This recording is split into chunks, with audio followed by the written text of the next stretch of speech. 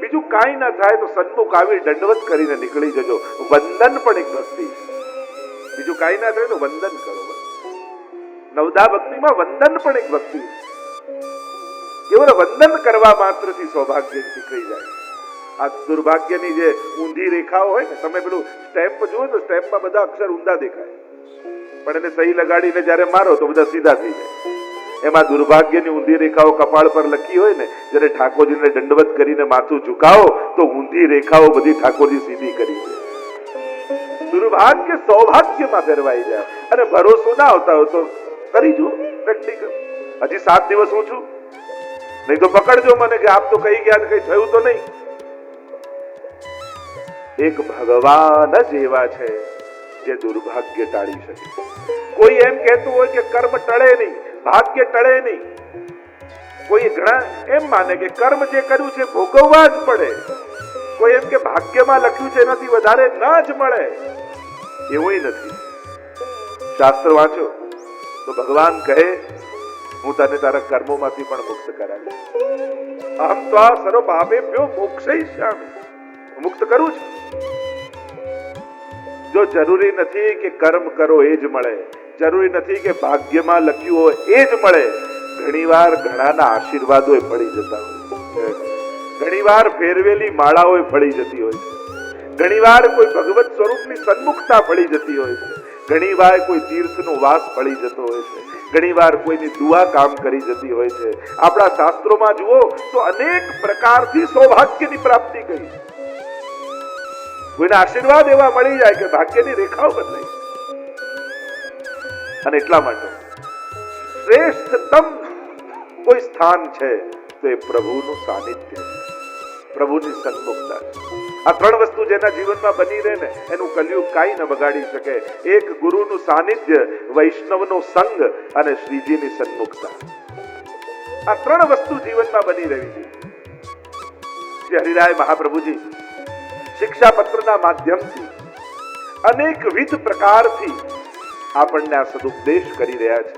મેં પહેલા જ કહ્યું, કહેવાના દરેક પ્રકાર એ આદેશ હોય, ઉપદેશ હોય, સંદેશ હોય, સલાહ હોય, સંકેત હોય, સૂચન હોય, અનેક પ્રકારથી શ્રી હરિરાય મહાપ્રભુજી કૃપા કરે. પ્રથમ શિક્ષાપત્રમાં વૈષ્ણવના કર્તવ્ય શીખવા સમજાયા. 24 શ્લોકમાં આ પુષ્ટિ ભક્તોના કર્તવ્ય છે, આપણી ફરજો શું, વૈષ્ણવમાં કેવા લક્ષણ હોવા જોઈએ એની ચર્ચા શ્રી હરિરાય મહાપ્રભુજી કરે. જો દીક્ષાના શાસ્ત્રોમાં અનેક પ્રકાર બતાવે છે. મંત્ર દીક્ષા હોય, માનસી દીક્ષા હોય, દ્રષ્ટિ દીક્ષા હોય, સ્પર્શ દીક્ષા હોય, એમ ઉપદેશ દીક્ષા પણ કહી છે. દીક્ષાના 5 પ્રકાર કયા છે? મંત્ર દીક્ષા, સ્પર્શ દીક્ષા, દ્રષ્ટિ દીક્ષા, માનસી દીક્ષા અને ઉપદેશ દીક્ષા. આ ઉપદેશ પણ એક પ્રકારની દીક્ષા છે. જેનાથી જીવનને દિશા મળે એ જ દીક્ષા છે. હરિરાય મહાપ્રભુજી શિક્ષાપત્ર દ્વારા આપણને ઉપદેશ દીક્ષા આપી રહ્યા છે. અનેક શાસ્ત્રોમાં દીક્ષાના અનેક પ્રકાર કયા છે. જેમ મંત્ર આપવામાં આવે એક દીક્ષાનો પ્રકાર કયો. સ્પર્શ દીક્ષા ઘણીવાર ચરણનો અંગુષ્ઠ મસ્તક પર લગાવીને એ પ્રકારની દીક્ષા ઘણી જગ્યાએ હોય છે. સ્પર્શ દીક્ષા કહેવાય. જેમ એક પક્ષી ઈંડાને સેવે અને ઈંડામાંથી જીવન પ્રગટ થાય એ રીતની સ્પર્શ દીક્ષા. માનસી દીક્ષા, ઘણા એમ કહેવાય કે કાચબા એવા હોય કે ઈંડા જલ માટીમાં રાખે ને પોતે પાણીમાં હોય અને એનું ચિંતન કરે, ચિંતન કરવા માત્રથી એને સેવી. એમ ગુરુ ઘણીવાર કેવલ તમારી ઠાકોરજી આગળ સુધી લે તોય તમે દીક્ષિત થઈ જાઓ. એવો પણ એક પ્રકાર છે. એમ દ્રષ્ટિ દીક્ષા, દ્રષ્ટિપાત દ્વારા. 5મો પ્રકાર કયો છે ઉપદેશ દીક્ષા. જેના ઉપદેશ થકી જીવન ભગવાન તરફ જાય એ આપણો ઉપદેશ દીક્ષા ગુરુ છે. ત્યાંની પ્રેરણા થકી મારા જીવનમાં ભગવાન પ્રવેશે. આના વિચાર થકી, આના ઉચ્ચાર થકી, આના પ્રેરણા થકી હું ભગવાનનો થયો. આ શિક્ષાપત્ર આપણને બધાને હરિરાય મહાપ્રભુજી આપેલી ઉપદેશ દીક્ષા છે. અને એટલા માટે 7મા દિવસે કદાચ આપણે બધા જ શ્રી હરિરાય મહાપ્રભુજીના સેવક થઈ જઈશું. કારણ કે આ 41 પત્રો દ્વારા એને આપણને દીક્ષિત કર્યા છે. ગઈકાલે પ્રવેશ કર્યો હતો પ્રથમ શિક્ષા પત્રમાં. આપ લોકોની પાસે પુસ્તિકા છે, જે ભૂલી ગયા હોય હવે કાલથી ભૂલતા નહીં, કારણ કે આપણે એક એક શ્લોકોનું ગાન કરવું છે. એટલે જે ધારણા મનમાં બંધાયેલી છે દરેકને કે આ બધું અઘરું છે, કઠિન છે, અમને ન આવડે, એ તૂટી જાય. આપણે લોકો શ્લોક ગાતા થઈ જઈએ. આ 1-2 દિવસ શ્લોકો વાંચવા લાગશો ને તમને સંધિ આવડી જશે, પછી એના અર્થઘટનો કરતા આવડી જશે ને ધીમે ધીમે આપણે બોલતા થઈ જશે. કોઈ વસ્તુ મૂકી દેવાથી ક્યારે આવડવાની નથી. જે નથી આવડતું એને વધારે વાર કરવું જોઈએ, જેથી એ વસ્તુ આવડી જાય. ઘણી વાર લોકોને કહે કે સર્વોત્તમજીનો પાઠ કરો ને, ના બહુ અઘરું, અમને આવડતું નથી. તો એમને એવું જ કહું કે એવી સવાર થવાની છે કે અચાનક તમે બોલતા બોલતા જાગશો ને તમને આવડી જશે. નથી આવડતું તેને વધારે વાર કરો. મારે આ શીખવું છે, મારે આ કરવું છે, મારે મારો ધર્મ જાણવો છે, આ આગ્રહ આપણા બધાની અંદર હોવો જોઈએ. આ આપણને એમ હોવું જોઈએ કે મારે મારો ધર્મ જાણવો છે. આ તકલીફ એ થાય, ઘણા લોકો પોતપોતાના ધર્મની ચર્ચા કરે ને આપણે કઈ બોલી ન શકીએ, આપણે સમજાવી ન શકીએ. શ્રીનાથજી કોણ, મહાપ્રભુજી કોણ, પુષ્ટિ માર્ગ શું છે,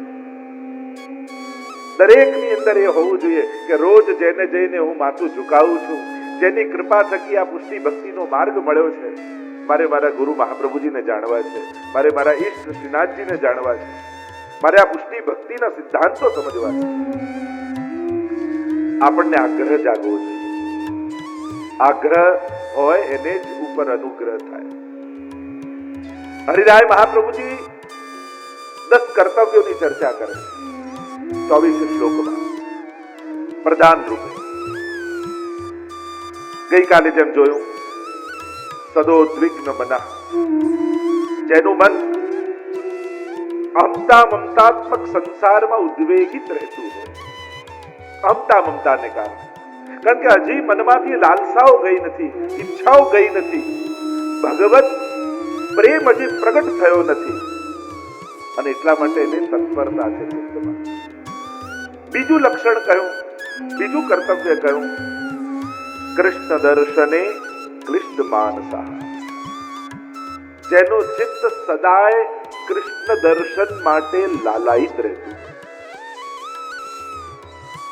સતત તાપ રહેતો હોય, જેને ક્યારે ભગવત દર્શન મને થશે. આપણને ભગવાન એટલા માટે જ મળતા નથી કારણ કે આપણને ભગવાન વગર ચાલે છે. એટલા જે દિવસે આપણને એમ થશે કે હવે પ્રભુ વગર નહીં રહેવાય, એ દિવસે પ્રભુ પણ તમારા વગર નહીં રહી શકે. આપણને એમ થાય આજે નહીં તો કાલે, કાલે નહીં તો પરમ દિવસે. જો કોઈ ગમે તેટલા મોટા મા બાપનો દીકરો હોય, 10મા 12મા આવે તો મા બાપ એમ નથી કહેતા બેટા 2-4 વર્ષ 12મા કાઢી દઈશ તો ચિંતા નથી, ઘણા રૂપિયા પડ્યા.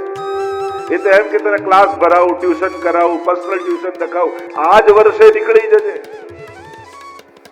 એમ ગુરુને પણ એમ થાય, પોતાના શિષ્યને કહે આ જ જન્મમાં નીકળી જશે. માણસ જો છોકરો 1 વર્ષે ફેલ થાય ને, પાછું એ ધોરણમાં જવાનું થાય ને, તેને શરમ આવે કે પાછું એ ધોરણમાં જવાનું, એને સંકોચ થાય, જતો ગભરાય. અને અમારા આચાર્યો કહે કે એ જીવ, તું વારે ઘડીએ ફેલ થઈ થઈ પાછો જન્મ લઈ લઈ માના ગર્ભથી આ ભૂતલ પર આવે છે, તને શરમ નથી આવતી? એ જ ધોરણમાં ફરી ફરી પુનરપી જનનમ પુનરપી મરણમ પુનરપી જનની જઠરે શયનમ, એ જ ચક્રમાં નાપાસ થતો થતો એ જ ધોરણમાં પાછો, એ જ ધોરણમાં પાછો, એ જ ધોરણમાં પાછો. તને સંકોચે નથી થતો? વૃથા જન્મ ગવાયો, જન્મ સબ બાતન બીત ગયો.